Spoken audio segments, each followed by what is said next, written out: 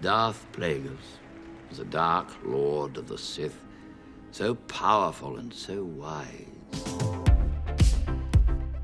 Emperor Palpatine's dark side master, Darth Plagueis, just made his on-screen debut in the Acolyte season finale. And my friends, this was so much more than a random cameo. This appearance of Plagueis tells us so much about this series' deeper connection to the overall Skywalker saga, and it's perfectly tying together the prequel trilogy and the sequel trilogy, confirming the origins of Anakin Skywalker and putting the somehow in Somehow Palpatine returned. Hey, welcome back to ScreenCrush. I'm Colton Ogburn, and oh my god, I wish I had been recording myself when Darth Plagueis popped up in that cave in the Acolyte finale, because I was hyped. But with this appearance of Plagueis comes a lot of questions. Who is Darth Plagueis? What is he doing on this planet? Why is he hiding? Does Qimir know that Plagueis is there? And what is Plagueis' overall plan for Qimir and the twins? Damn it, what do you want?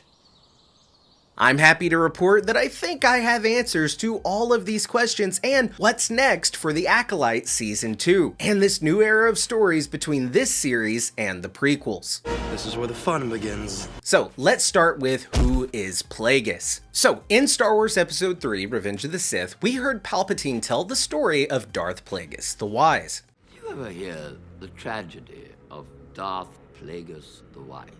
So, Plagueis was Palpatine's Sith master, who Palpatine actually killed shortly after the events of The Phantom Menace. Much of Plagueis' story can be found in the novel Darth Plagueis by James Luceno. Now, it's important to keep in mind that this book has been classified as Legends, meaning that it is not canon. Either canonical nor comical. But that doesn't mean that a lot of what's in that book can't become canon. Take the character of Grand Admiral Thrawn, for example. He was introduced in the novels that are now Legends, but they still brought his character into canon and borrowed a lot from his Legends lore. Now, Plagueis, of course, has already been mentioned in canon, but his species was never confirmed. Some speculated that Qimir might actually be Plagueis, and they simply changed his race from Mune to human. But nope, our tall, long-headed boy is keeping his Legend species, and oh my god, is he terrifying. So anyway, in Revenge of the Sith, we learned from Palpatine that Plagueis mastered the ability to create life with the Force. He also mastered the ability to keep himself and the ones he loved from dying. He could even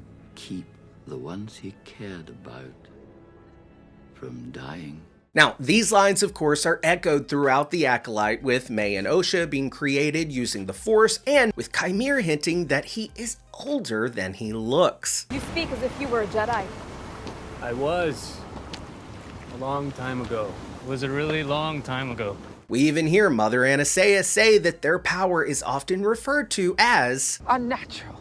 echoing this exact same line from Palpatine in that Darth Plagueis the Wise scene when talking about this same exact power. The dark side of the Force is a pathway to many abilities some consider to be unnatural. So the writing has been on the wall that Plagueis had to be involved in this series some way, shape, or form. Now, here in a moment, I'm going to explain Vergences in the Force, Force diads, and how creating life with the Force works, and how Plagueis, the Witches, Palpatine, and the prequel and sequel trilogies are connected. And I'm going to share my theory on what's coming next for the Acolyte Season 2. But first, we need to understand a little bit more about Plagueis and his goals. Plagueis was a Sith Lord during the time that the Sith were in hiding. As we heard Ki-Adi-Mundi say in The Phantom Menace, the Sith have been extinct for a millennium. So yeah, the Sith have been believed to have been extinct for a millennium. We even hear Darth Maul refer to the fact that the Sith have been in hiding in the shadows, and they long to reveal themselves and have revenge on the Jedi for wiping out their kind. At last we will reveal ourselves to the Jedi. At last we will have revenge. So in the Acolyte, we see Qimir living on a remote planet. The same planet, of course, where we see Plagueis dwelling in this cave. Now, I originally thought this planet might be Ahch-To, the same planet Luke is hiding on in The Last Jedi. It has the same scenery, and it would make sense for the Sith to hide on an unknown planet like Ahch-To, which is also strong with the Force. But with the reveal that cortosis metal can be found on this planet, it looks like it might actually be the planet of Baldimnig, which also has the same geographical features as Ahch-To, an ocean planet with rocky islands. Now, cortosis is the metal that Qimir's helmet is made from that can short out lightsabers. In Legends, cortosis can be found on this planet of Baldimnig, and this planet is where Plagueis and his master, Darth Tenebrois, spent a lot of their time. In fact, this is the planet where Plagueis killed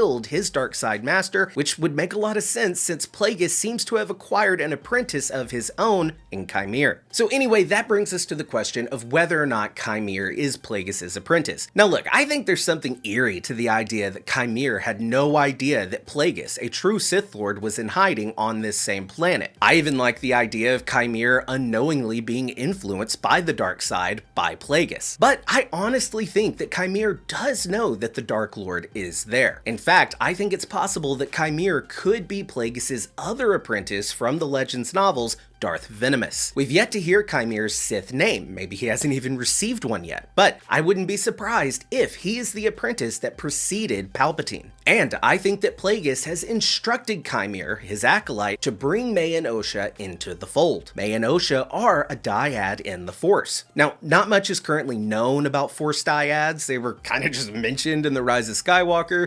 A dyad in the Force.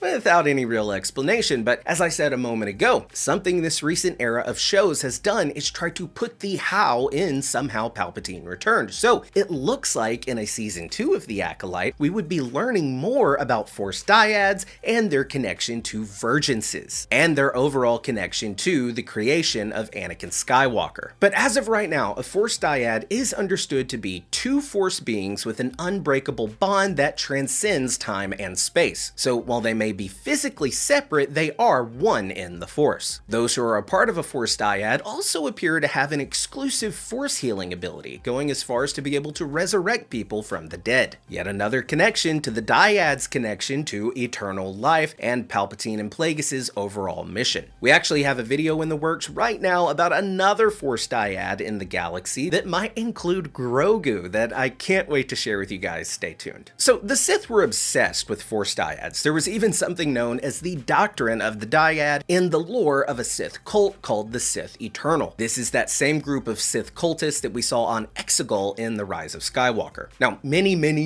years before the rise of Darth Sidious, the doctrine of the dyad prophecy was carved into the walls of the Sith temple on Exegol. And this is actually what inspired the Sith Rule of Two. Remember, the first and only reality of the Sith. There can only be two. Now, the Sith spent thousands of years trying to use the Force to create a dyad, and I've theorized before that Plagueis and Palpatine may have actually been successful, and they are the ones who created Anakin Skywalker. I mean, it is heavily implied here in Revenge of the Sith. He could use the Force to influence the midi-chlorians to create life. But the current canon explanation is that they actually failed, and this resulted in the Force striking back against their dark side manipulation, and the Force itself created Anakin Skywalker, fulfilling the prophecy of the Chosen One. The Chosen One prophecy being to bring balance to the Force, while Plagueis and Palpatine were looking to shift the overall Force to the dark side. And I should mention that Darth Plagueis attempted to form a dyad with Palpatine, and he failed. Now, in Star Wars The Rise of Skywalker, we learn that Rey and Ben Solo, aka Kylo Ren, are a dyad in the Force, and Palpatine refers to a dyad as something as powerful as life itself. And when Palpatine absorbs the power of their dyad, his body is regenerated. A power like life itself. Now, we know that Palpatine learned everything he knows from Plagueis. He taught his apprentice everything he knew. And that Plagueis was obsessed with obtaining eternal life. So it makes perfect sense that in The Acolyte, Plagueis would be in pursuit of this dyad in the Force that is May and Osha. We also know that Palpatine was obsessed with dark side magic like that of the Night Sisters, so it would make sense that his master Plagueis was obsessed with the dark side magic of Mother Anastasia and this witch coven. So I think we are finally seeing the origins of this story and the dots are being connected. But I thought you said May and Ursula were virgins or something. Well, buddy, like I've been saying all season, all of this is connected. Plagueis, Palpatine, Palpatine's resurrection, the origins of Anakin Skywalker, dyads in the Force, Dark Witch magic, it's all tied together. And I think we're seeing the first steps that lead into the Skywalker saga. You see, a Vergence in the Force is a rare concentration of pure Force. It can be found centered on a person, a place, or even an object. So it's a noun. Exactly, and like a Force dyad, Vergences in the Force are not bound by time or space. That's why on Brindog, Force sensitives experience echoes of the past and even the future. Now, I also want to say that little old me used to think that a Vergence in the Force referred to Anakin being the result of a virgin birth. Who was his father? There was no father. But Vergence actually stems from the root word verge. Think of the expression, we're on the verge of making a big discovery. That means that you're on the climb to a realization where everything is coming together. And I think that's what a Vergence means in this case. It's a space or a person or an object where the Force converged, making it very powerful. The word Vergence also has a connection to Force dyads in the sense that a Vergence is the moment where one thing can become two, like the meaning of the word diverge, where something splits into two. And that is what a Force dyad is, one being split in two. We're a dyad in the Force, right? Two, then a one. And Soul heavily implies here that in order for a Vergence in a person to be realized, then there must be two. You and the ocean are the same person.